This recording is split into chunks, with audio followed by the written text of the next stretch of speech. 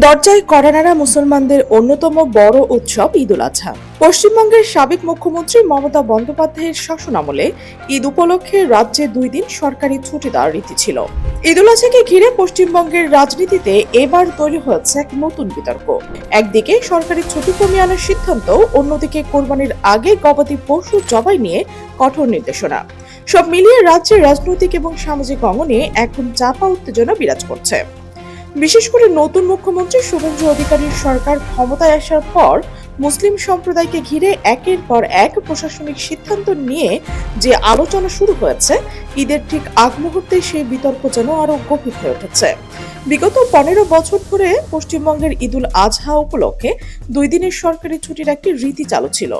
মমতা বন্দ্যোপাধ্যায়ের সরকার আমলে এই ছুটি শুধু আনুষ্ঠানিক সিদ্ধান্ত ছিল না, বরং রাজ্যের সংখ্যালঘু সম্প্রদায়ের প্রতি একটি রাজনৈতিক এবং সামাজিক বার্তা হিসেবেও দেখা হতো।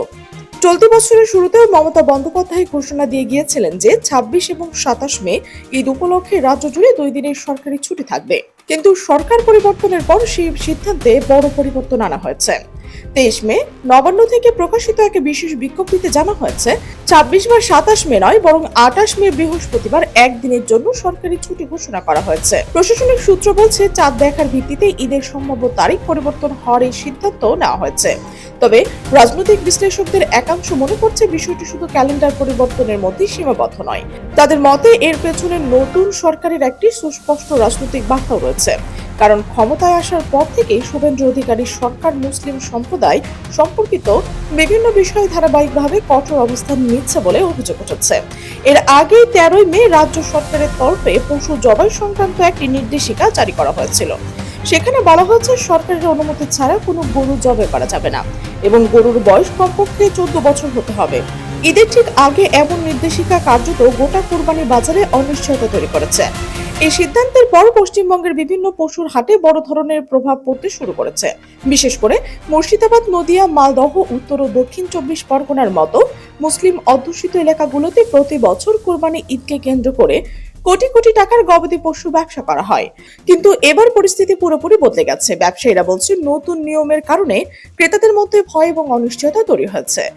অনেক মুসলিম পরিবার এবার গরুর পরিবর্তে ছাগল বা ভেড়ার দিকে ঝুঁকছে। হাটে গরু সারি সারি থাকলেও আগের মতো ক্রেতার ভিড় দেখা যাচ্ছে না। ব্যবসায়ীরা অভিযোগ করছে, আইনি জটিলতা, পুলিশি হয়রানির আশঙ্কা থেকেই গরু কেনা থেকে পিছিয়ে যাচ্ছে। ফলে যারা সারা বছর ধরে কোরবানির বাজারে আশায় গরু লালন পালন করছেন, তারা এখন চরম আর্থিক অনিশ্চয়তার মধ্যে পড়ছেন।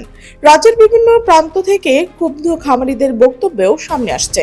অনেকে জানিয়েছেন, ব্যাংক থেকে ঋণ নিয়ে বা ধার করে গরু পালন করছে। কোরবানির সময় বিক্রির মধ্যে সেই ঋণ শোধ করার পরিকল্পনা ছিল, কিন্তু বর্তমান পরিস্থিতিতে গরু বিক্রি না হলে তাদের সামনে বড় ধরনের আর্থিক বিপর্যয় নেমে আসতে পারে। কেউ কেউ ইতিমধ্যে ক্ষতিপূরণ বা বিকল্প সহায়তার দাবি জানিয়েছেন। রাজনৈতিক মহলে এই পরিস্থিতিকে কেন্দ্র করে শুরু হচ্ছে নতুন বিতর্ক।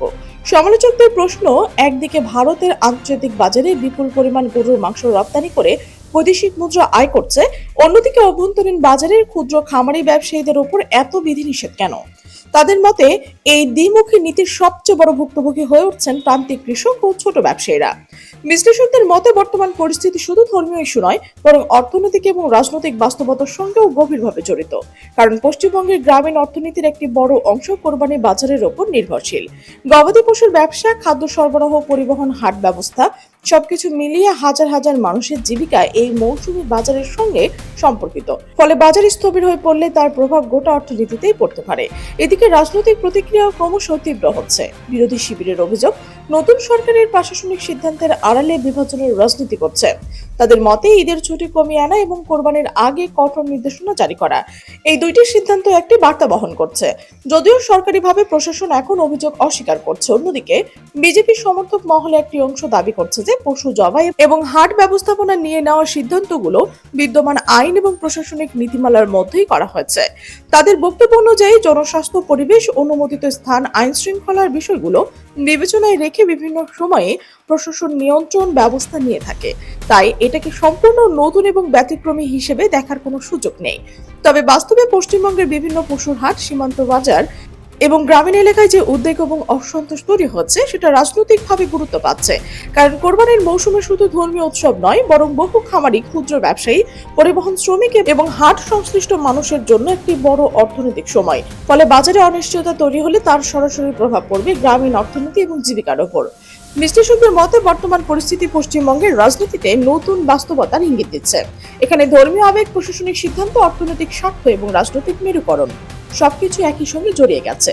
বিশেষ করে নির্বাচনের পর রাজ্যের রাজনৈতিক পরিবেশ তুলনামূলক বেশি সংবেদনশীল হয়ে ওঠায় ছোট প্রশাসনিক সিদ্ধান্ত দ্রুত বড় রূপে বিতর্ক নিচ্ছে। একই সঙ্গে অনেক পর্যবেক্ষক মনে করছে এই ধরনের ইস্যু এখন শুধু আইন প্রয়োগের প্রশ্ন সীমাবদ্ধ নেই, বরং একটি রাজনৈতিক বার্তা ও জনমতের লড়াইয়েও পরিণত হয়েছে। বিভিন্ন রাজনৈতিক দল নিজেদের অবস্থান তুলে ধরে ধর্মীয় স্বাধীনতা, খামারিদের স্বার্থ, আইন শাসন কিংবা সামাজিক সম্প্রীতির মতো বিষয়গুলো সামনে আনছেন। ফলে পরিস্থিতি আরো বেশি আলোচিত এবং স্পর্শকাতর হয়ে উঠছে।